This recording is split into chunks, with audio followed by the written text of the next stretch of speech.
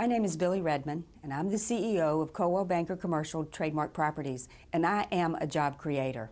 You know, one of the things I think is really unique about our industry, commercial real estate, is it is really always about local. Real estate is a local industry. Our particular community, the Research Triangle Park area, has fared incredibly well compared to other parts of the country and even other parts of the state of North Carolina. So my company's almost 30 years old, very focused on commercial real estate. I can tell you that I believe we are seeing an improving market that we're encouraged about as we come into 2012. I do think that the global forces and the decisions that are made outside of our market, outside of North Carolina, continue to be a concern. Particularly, we see that with clients who are hesitant to make a forward decision. Here's what I learned. I ran for mayor this last year, and I did not win. But I learned some great life and business applications from that campaign. I'll tell you a couple of them, and one is if you are compelled to do something, you have to do it. It takes commitment and passion to do something. And when you have that, you can do anything. You have to be willing to get up and go. You got to get up and go do things you couldn't imagine you would do because it's challenging. But because you're compelled to go, you will go. And there's almost always a good outcome. And then the third thing is there's no such thing as there's not enough time, because you'll make time to do the things that are really important to you.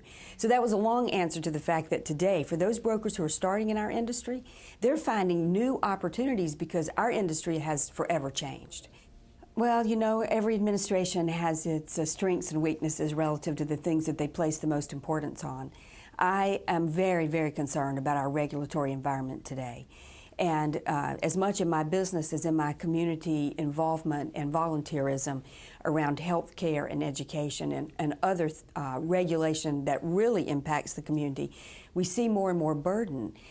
If you look particularly in the banking industry, the cost of compliance today has changed so dramatically from what it was even 5 years ago that the corresponding cost of doing business is completely unmatched by any ability to raise your fees and create more revenues. So when you look at the industries that are spending more just to keep up with compliance in the regulatory environment, that cost has to go somewhere. But most of the time, it really does not have a corresponding revenue increase.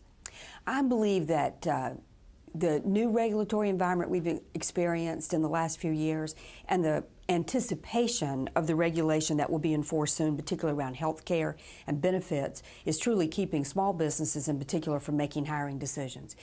People have gone more and more to contract employees because it negates the issue around benefits. People are concerned because they cannot quantify the cost of the regulation. There are too many unknowns. And if you look at the Act itself, which was over 2,500 pages long and still contains, in my opinion, way too many blanks, too many things to still be decided.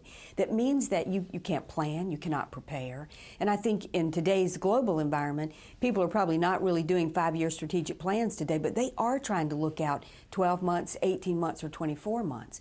And that's really critical from an employment perspective because you don't want to make a commitment to an employee that either you cannot keep or you won't be able to afford to offer the full benefits that you offer today. I think the impact is just one of greater and greater uncertainty. And when it comes to risk, anyone who's even reasonably risk adverse will simply not make a decision. I think the uncertainty that we see in the future simply related to the decisions that will be made out of the political season that we're in has a tremendous impact on business for the next 12 months. We already are hearing our clients say, I'm not making any decisions until after the election. I'm a private sector girl. I believe that history demonstrates the fact that job creation and economic growth comes from the private sector, not from the government. So I believe that with less interference, but with good, solid leadership, policy leadership, our business communities will take us out of this recession and into full recovery. But I do think that the decision-making and the demonstration of the policy has a great deal to do with how we move forward. I believe at the end of the day, the market will tell you what you need to do, and our solutions really should be market-driven.